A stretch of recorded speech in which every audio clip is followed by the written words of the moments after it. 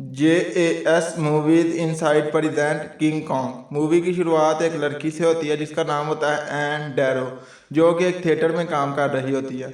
जब वो अगली सुबह उस थिएटर में जाती है तो वह देखती है कि वो थिएटर बंद हो चुका है और उसकी जगह को किसी ने बेच दिया है, जिसके बाद वो बहुत ज़्यादा अफसरदा होती है। और तभी वो जॉब ढूंढने के लिए 2 से लोगों के पास जाती है, लेकिन उसे कोई भी जॉब नहीं मिलती। उससे अगले सीन में हमें एक डायरेक्टर दिखाया जाता है जो कि एक मूवी जो कि उसने बनाई हुई होती है वो प्रोड्यूसर को दिखा रहा होता है, और प्रोड्यूसर उसकी मूवी को पसंद नहीं करते। तभी उन्हें बताता है कि उसने एक ऐसा आइलैंड ढूंढ लिया है जहां पर वो इस मूवी के अगले सीन लेगा, जिसकी वजह से इस मूवी की वैल्यू बहुत ज़्यादा बढ़ जाएगी। लेकिन वो प्रोड्यूसर उस पर पैसे लगाने के लिए नहीं मानते और वो ये बात सुन लेता है, और तभी वो अपनी मूवी जो कि उसने रिकॉर्ड की हुई होती है वो उसे लेता है और वहाँ से भाग जाता है अपने असिस्टेंट के साथ। तभी प्रोड्यूसर उसे रोकने के लिए उसकी तरफ बढ़ते हैं, लेकिन वो एक गाड़ी में बैठकर उनकी पहुंच से दूर चला जाता है। और वो अपने असिस्टेंट से कहता है कि वो हीरो को और हीरोइन को ले आए और वो उस शिप पर पहुंचे, वो भी वहां पर आ जाएगा। और तभी उसका असिस्टेंट कहता है कि वो हीरोइन आने के लिए नहीं मान रही। तभी वो डायरेक्टर जिसका नाम कार्ल होता है वो कहता है कि वो हीरोइन का इंतज़ाम कर लेगा, और वो हीरोइन ढूंढने के लिए निकलता है। तभी उसे ऐन दिखाई देती है और वो आकर उससे बातें करता है और उससे कहता है कि वो उसकी मूवी में काम करेगी, लेकिन वो उसके लिए काम करने के लिए नहीं मानती। तभी उसके मुंह से अचानक निकल जाता है कि उसका राइटर जो है वो जैक ड्रिस्कल है। जैक का नाम सुनते ही ऐन मान जाती है, क्योंकि वो एक बहुत ही बड़ा राइटर होता है और ऐन उसकी बहुत बड़ी फ़ैन होती है, और कभी भी आज तक ऐन ने उसके साथ मिली नहीं हुई होती। तभी वो उसे लेकर उस शिप की तरफ आता है, यानी कि बड़े बोट जहाज़ की तरफ, जिसके ज़रिए वो वहाँ से निकलने लगे होते हैं। तभी दूसरी तरफ वहाँ पर वो प्रोड्यूसर भी पहुँच चुके होते हैं। तभी वो जहाज़ को निकालने लगे होते हैं और जहाज़ के अंदर बैठ चुके होते हैं। तो तभी वहाँ पर जैक ड्रिस्कल जो होता है, जो कि उसकी मूवी का राइटर होता है, वो उस मूवी की शुरुआत के हिस्से यानी कि पन्ने जो कि उसने लिख दिए होते हैं वो वहाँ पर कार्ल को देता है और कहता है कि वो यहाँ से जाने लगा है। तभी कार्ल उसे रोकने के लिए उससे कहता है कि वो उसे अपने पैसे देने लगा है, यानी कि जो उसके पैसे बनते हैं। ये सुनने का बाद जैक वहाँ पर रुकता है, क्योंकि उसे पैसों की ज़रूरत होती है। लेकिन वो उसे पैसे नहीं देता, बल्कि उसका टाइम ज़ाया कर रहा होता है ताकि जहाज़ किनारे से दूर चला जाए। और तभी वो समझ जाता है जैक इस बात को, जैक वहाँ से भागने लगता है ताकि जहाज़ निकलने से पहले वो नीचे उतर जाए। लेकिन वो देखता है कि जहाज़ किनारे से दूर जा चुका होता है। ये देखकर वो बहुत ज़्यादा अफसरदा होता है, और सभी जो भी वहाँ पर पहुँचे हुए होते हैं उनको उनके कमरे दिखाए जाते हैं। मिस डैरो को भी उनका कमरा दिखाया जाता है, और जो मूवी का हीरो होता है उसका नाम होता है ब्रूस, उसको भी उसका कमरा दिखाया जाता है। और जैक ड्रेस्कल को भी एक जगह दिखाई जाती है जहाँ पर वो अपने पिंजरों में जानवरों को कैद किया करता है, उस जहाज़ का कैप्टन। और तभी वहाँ पर जैक ड्रेस्कल बैठकर मूवी के आगे की स्टोरी लिखना शुरू करता है।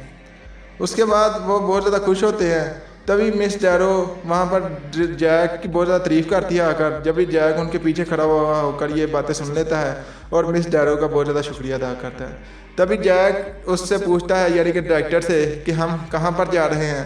तभी वो उसे बताता है कि हम एक ऐसी टापू पर जा रहे हैं जहाँ पर आज तक कोई नहीं गया, और वहाँ पर वो अपनी मूवी के सीन को शूट करेगा, जिसकी वजह से वो बहुत ज़्यादा हिट हो जाएगा।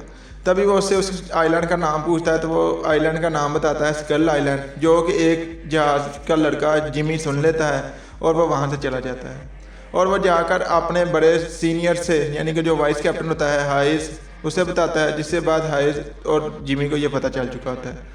वहीं पर जहाज़ में वो जो सीन ले रहा होता है डायरेक्टर ब्रूस और एना के, क्योंकि वो वहीं पर भी कुछ सीन लेने के लिए मान जाता है, और वो वहाँ पर सीन ले रहा होता है, जो कि कार्ल देखकर बहुत ज़्यादा हैरान होता है। तभी वो एक अकेला भी सीन लेता है जिसमें एना अकेले वहाँ पर होती है, और वो सब बहुत ज़्यादा खुश होते हैं, और वो बहुत ज़्यादा आगे समंदर में आ चुके होते हैं। तभी वो कैप्टन कार्ल से आकर कहता है कि हम कहाँ पर जा रहे हैं। तभी वो कहता है कि हम उसी जगह जा रहे हैं जहाँ का मैंने उनसे कहा है।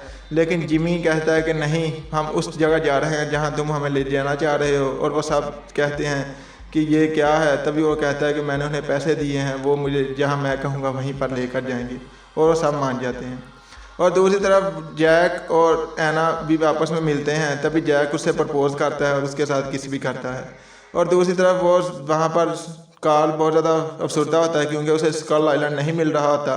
तभी कैप्टन उसे आकर कहता है कि वो वापस जाने लगा है, अभी जहाज़ को मोड़ लेगा, क्योंकि जहाँ पर वो हमें लेकर जा रहा है इस तरह की कोई चीज़ नहीं होती।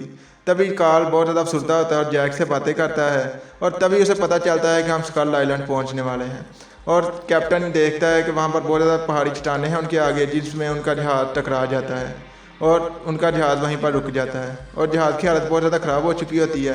दूसरी तरफ कार्ल उस आइलैंड पर पहुंचकर बहुत ज़्यादा खुश होता है और उस आइलैंड के अंदर जाने लगता है और वो अपनी टीम को और अपने असिस्टेंट्स को और हीरो और हीरोइन को और जैक को लेकर एक छोटी बोट की मदद से उस आइलैंड पर पहुंच जाता है।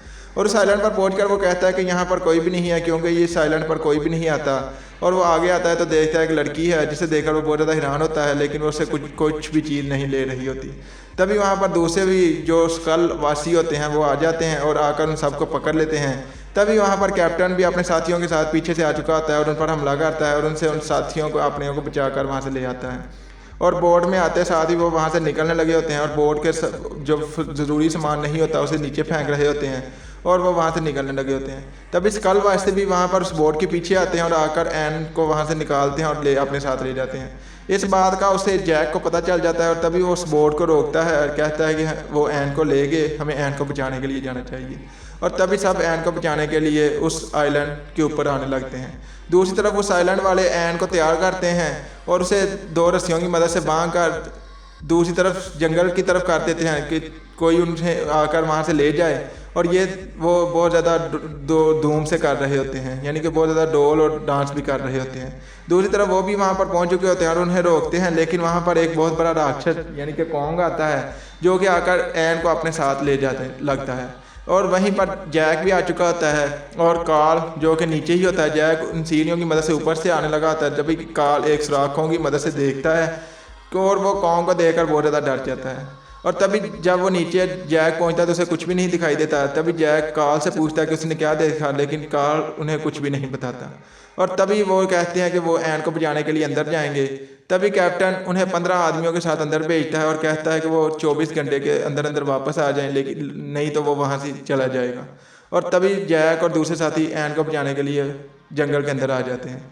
और दूसरी तरफ कॉन्ग जो होता है वो एन को लेकर बहुत स्पीड से बढ़ रहा होता है, क्योंकि वो जहाँ पर रहता है वो उस तरफ जा रहा होता है। और एन बहुत ज़्यादा डरी हुई होती है और बहुत ज़्यादा ऊंची आवाज़ में शोर डाल रही होती है जो कि उसके साथियों को सुनाई दे रहा होता है और वो उसके पीछे बहुत स्पीड से आ रहे होते हैं। तभी वहाँ पर एक बहुत ही बड़ा जानवर उन पर हमला करता है और उनके 1-2 साथी को मार भी चुका होता है। तभी वो उसे अपने गन्नों की मदद से ख़त्म कर देते हैं और वो आवाज़ें भी आना बंद हो चुकी होती हैं और वो बहुत ज़्यादा डरे हुए भी होते हैं, क्योंकि उन्हें नहीं पता कि उन्हें यहाँ पर किस किस्म के जानवर मिलेंगे।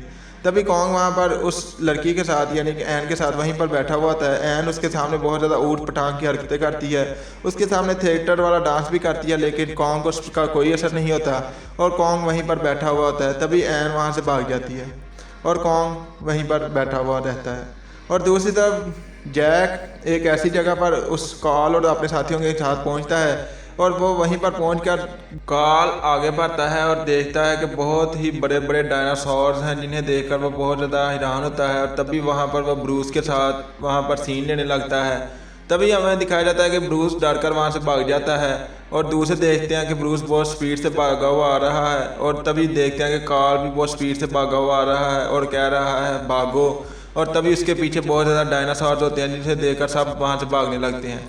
उन डायनासोर में छोटे डायनासोर भी होते हैं जो कि खूंखार होते हैं और वो उन पर हमला करते हैं उन्हें खाने के लिए, और ये बहुत मुश्किल से बच रहे होते हैं। तभी उन्हें एक ऊपर चट्टान दिखाई देती है जिसकी वजह से उन डायनासोर से बच सकते थे। तभी ये उस चट्टान की तरफ बढ़ते हैं और बड़े डायनासोर जो होते हैं वो पहले भी नीचे गिरकर मर रहे होते हैं, क्योंकि जगह थोड़ी छोटी होती है इसीलिए। तभी वो छोटे डायनासोर भी उनके पीछे उस चट्टान के ऊपर आ जाते हैं और उनमें से एक असिस्टेंट को, जो कि कार्ल का असिस्टेंट होता है, वो उसको खा लेते हैं। और तभी कार्ल कहता है कि ये फिल्म वो उस असिस्टेंट के लिए पूरी करेगा, क्योंकि उसकी कुर्बानी को वो ज़ाया नहीं जाने देगा। और तभी वो पानी में बोटों की मदद से आगे बढ़ रहे होते हैं तो उन पर पानी के अंदर से कोई एक जानवर आकर हमला करता है। वो बहुत ही स्पीड में और बहुत ही खूंखार होता है और वो उनके आदमियों को मार रहा होता है। तभी जैक और दूसरे हाइज कार्ल जो उससे बच जाते हैं, क्योंकि वो उसको चकमा देने में कामयाब हो जाते हैं।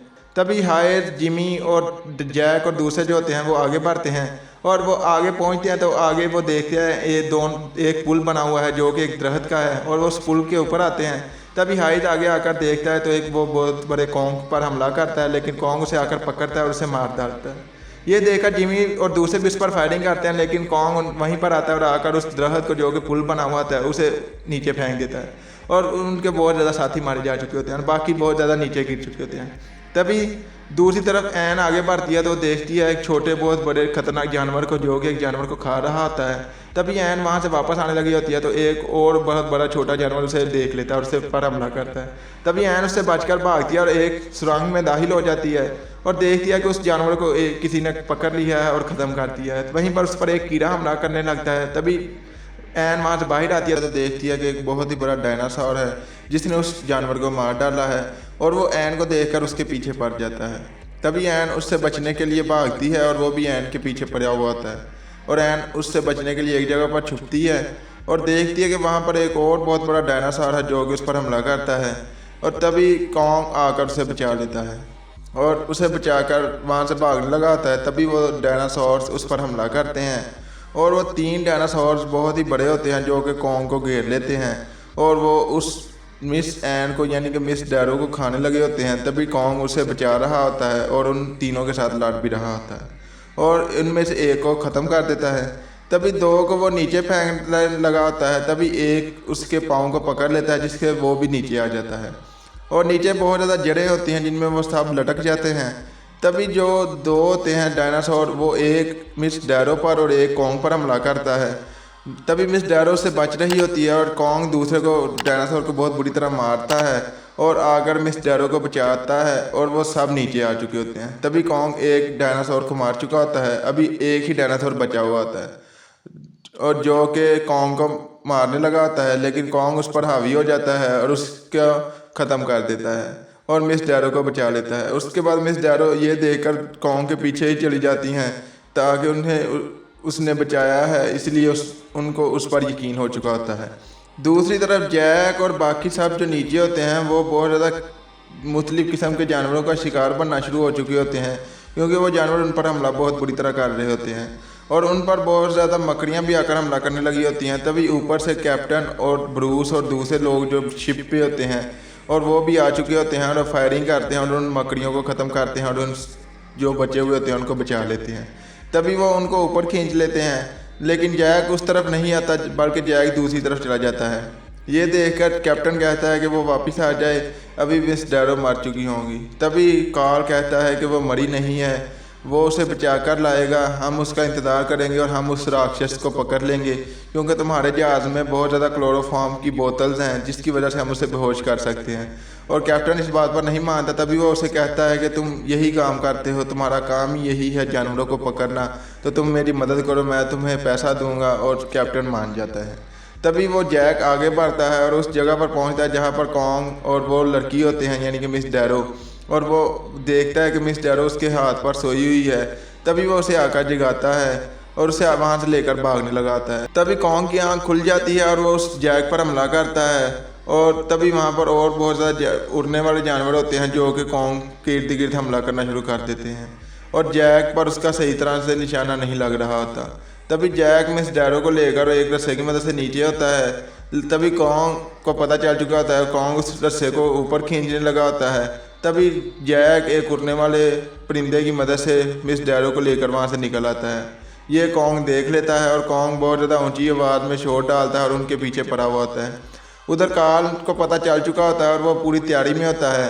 तभी ये वहाँ पर जैक और मिस डैरो पहुँचते हैं तो वो पुल को नहीं गिरा रहा था। तभी उसका असिस्टेंट पुल को नीचे गिराता है। जैक और वो लड़की एन वो वहाँ से अंदर आ चुके होते हैं और वहाँ पर उनके पीछे बहुत बड़ा जानवर यानी कि कॉन्ग भी आ चुका होता है, जिसके बाद वो बहुत ज़्यादा डर जाते हैं। तभी कार्ल कॉन्ग पर हमला करवाता है, यानी कि उसके आगे बहुत ज़्यादा क्लोरोफॉर्म की बोतलें भी फेंकता है और उस पर बहुत ज़्यादा हमले भी करते हैं कैप्टन और कार्ल। लेकिन कॉन्ग उन पर हावी हो रहा होता है और उनके साथियों को मारना शुरू कर देता है।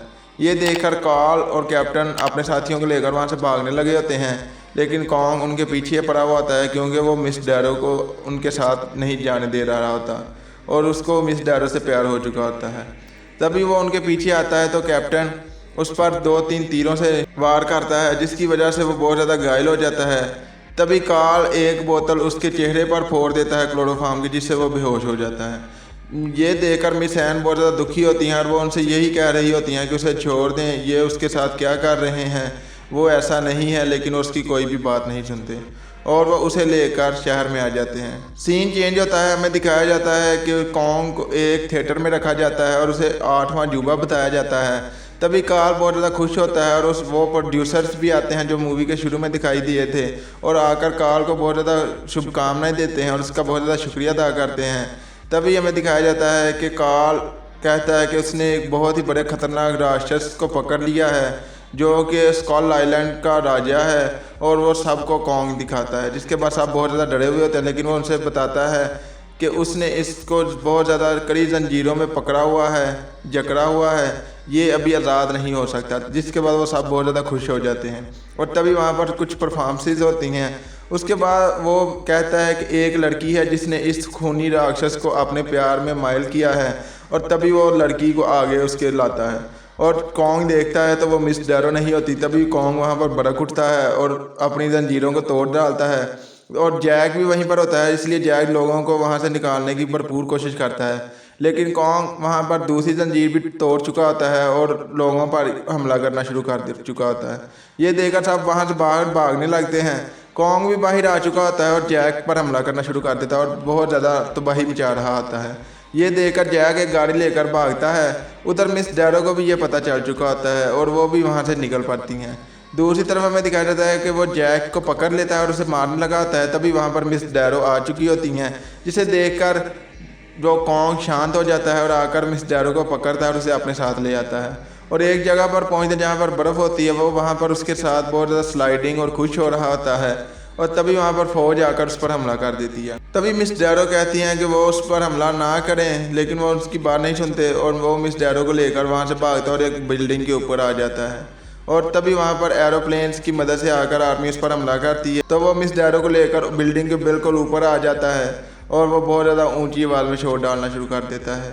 तभी वो एक जहाज़ को पकड़कर दूसरे जहाज़ के साथ मारता है, जिससे 2 जहाज़ तबाह हो चुके होते हैं और वो उस पर और भी ज़्यादा फायरिंग और बम से हमला कर रहे होते हैं। तभी मिस डैरो ऊपर आ चुकी होती हैं जो कि उनसे कहती हैं कि वो इस तरह ना करें, लेकिन वो उसकी बात नहीं मानते और वो आगे से नहीं हमला करते, जिससे कॉन्ग को लगता है कि वो अभी चले गए। लेकिन जब वो मिस डैरो से मिलने लगा होता है, बातें करने लगा होता है इशारों में, तभी वो पीछे से आकर उस पर कॉन्ग पर हमला करते हैं, जिससे कॉन्ग बहुत ज़्यादा घायल हो जाता है और नीचे गिर जाता है। ये देखकर मिस डैरो बहुत ज़्यादा अफसुर्दा होती हैं।